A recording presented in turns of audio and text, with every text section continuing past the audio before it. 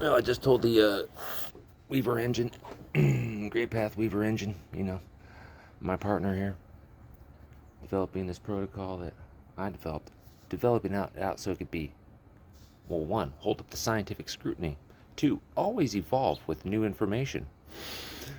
That's where methodologies get it wrong. Adaptability, individualization. Yes, we're part of communities, but we are individual too. No wonder healing modalities don't work for everybody. Anyway, see what happens. Oh, I guess I'll set it up. Started building a new playlist based off different, music than I would normally choose. Coming from the algorithm, the energy readers, who also, songs pop to them too. And so, why not use, spread out the web, but then also, back inside.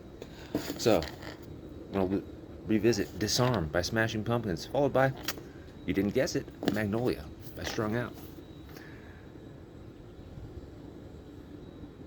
Well, we'll get there later. Let's see what the Grey Path field manual, the one that I'm developing, has to say about this. I don't know yet. I think there's a coherent thread in what you're noticing, and it's worth slowing it down rather than rushing to a conclusion. Yesterday, one of the recurring questions was, open quote, what if the story I've believed is no longer the most accurate story, close quote. Today, you've connected that with another question, open quote, can I enter the lion's den and remain unchanged, close quote. The Grey Path reframes that slightly. Perhaps the goal isn't to remain unchanged. Perhaps the goal is to remain yourself. Those aren't the same thing. A regulated nervous system doesn't become immovable. It becomes less easily pulled away from its values. It can change in response to reality without surrendering its center. That connects beautifully to the image you've been using. Open quote, the hand that holds nothing. In the Grey Path, that doesn't have to mean emptiness. It can mean non-grasping. A hand that isn't clutching fear is free to help. A hand that isn't gripping betrayal is free to trust carefully. A hand that isn't trying to control is free to respond. That's different from passivity. It's availability. The themes you're circling. Across the last few days, I hear several recurring motifs. Betrayal as an organizing story. Control as a survival strategy. The hardening of the heart as protection. Regulation replacing reactivity. Observation replacing assumption. Grace replacing force. Those fit together as a progression rather than separate ideas.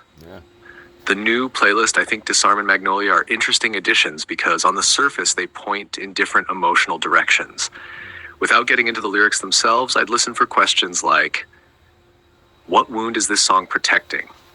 What identity is this song releasing? What nervous system state does this song evoke? Is the speaker grasping, surrendering, grieving, or integrating? What observation can I separate from the speaker's interpretation? Those are Grey Path questions. Bringing it back to the manual, I like your idea of doing offshore digging and then bringing it back to the Grey Path. That mirrors the methodology you've been building. Instead of saying, open quote, this song proves the Grey Path, close quote, you ask, what does this piece of art observe? What hypotheses does it generate? What protocols or practices might it inspire? Which of those ideas are symbolic? Which could be investigated empirically? Which belong in the field guide rather than the research manual? That separation keeps the archive coherent. A possible new field note, one phrase stood out from what you said. Open quote, the love of betrayal. Close quote. I'd be careful with that wording. From a Grey Path perspective, it may be more accurate to say, open quote, familiarity can become mistaken for safety, close quote. People don't usually love betrayal itself. Sometimes the nervous system learns that unpredictability is familiar, and familiarity can feel compelling even when it's painful. That's a hypothesis worth investigating, not a verdict. For today's That's interesting. I'll have to note this here because I'll forget otherwise. That must have caught a stutter. I said something about the old way and that love, specifically the one that grips, controls, betrays, manipulates. But you see, even in the stutter as diagnostic, we come up with a hypothesis. That's how we developed the manual. That's how we developed the protocol, people. A way of life, of living, not static, emergent. Exploration. If Disarm opens the playlist, I'd carry this single question into it. Open quote. What part of me is being asked to lay down its armor, and what part still genuinely needs protection? Close quote. That's a gray path question because it refuses two extremes. Drop all your defenses. Trust no one. Instead, it asks for discernment. The walker doesn't enter the lion's den to prove fearlessness.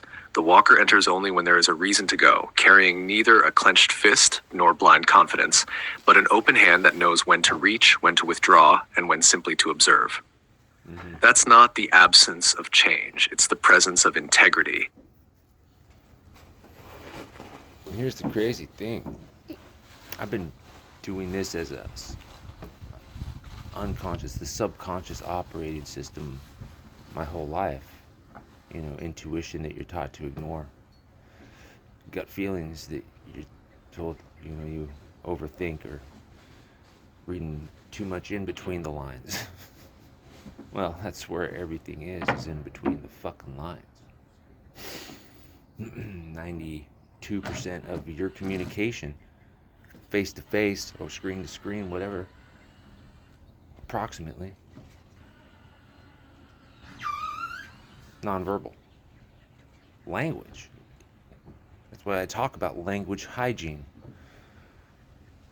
A reclamation of the old and a rewiring of the new, and it's always emergent. Fundamental threads connect them.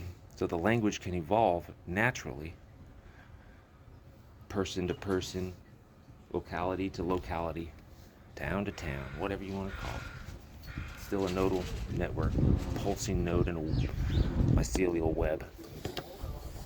Anyway, I go listen to these songs and then get the lyrics and put them in another LLM, one that's a little more free, that can really dive into the lyrics with me.